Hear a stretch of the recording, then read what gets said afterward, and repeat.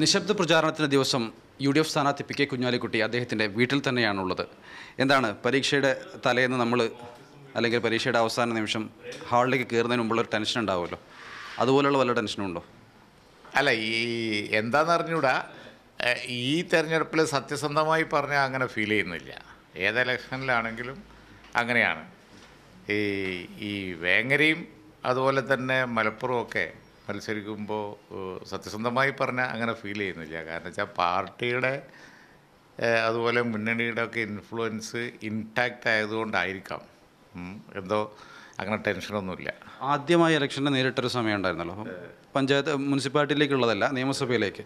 അന്നുണ്ടായിരുന്ന ഒരു ഫീലും ഇപ്പോഴത്തെ ഫീലും കൂടി കമ്പയർ ചെയ്യാൻ വേണ്ടി. അല്ല, നാച്ചുറലി ചില ഇലക്ഷനിൽ മത്സരങ്ങളുണ്ടാവും, നല്ല ജയം ആർക്ക് തോൽവി ആർക്ക് എന്നൊക്കെ ഉള്ളത്. അപ്പോൾ ഫീൽ ചെയ്യേണ്ട ഒരു സംഗതിയാണ് ഈ ടെൻഷൻ എന്ന് പറയുന്നത്. അങ്ങനെ ഒന്ന് ഞാൻ ജീവിതത്തിൽ അനുഭവിച്ചിട്ടില്ല. തോറ്റ ഇലക്ഷനുണ്ട്, അത് ശരിയാണ്, പക്ഷെ അതൊന്നും പ്രതീക്ഷിച്ചിട്ടില്ല, മനസ്സിലായില്ലേ. പിന്നെ എനിക്കൊരു ഞാൻ മുനിസിപ്പൽ കൗൺസിലറിന് പാണക്കാടാണ് മത്സരിച്ചത്. അന്ന് ഓൾമോസ്റ്റ് അൺഓപ്പോസ്ഡ് ആയിരുന്നു. പക്ഷേ പിന്നെ ഒരാൾ വന്നു, അത്രയേ ഉള്ളൂ. വന്നാളും കുരുണിയൻ ചേക്കു, ഇപ്പോൾ നമ്മളെ പാർട്ടീൻ്റെ അവിടുത്തെ സെക്രട്ടറിയാണ്. അപ്പം അങ്ങനെ ഒരു വലിയ എതിർപ്പ് ആളെല്ലാം ഉണ്ടായിട്ടില്ല.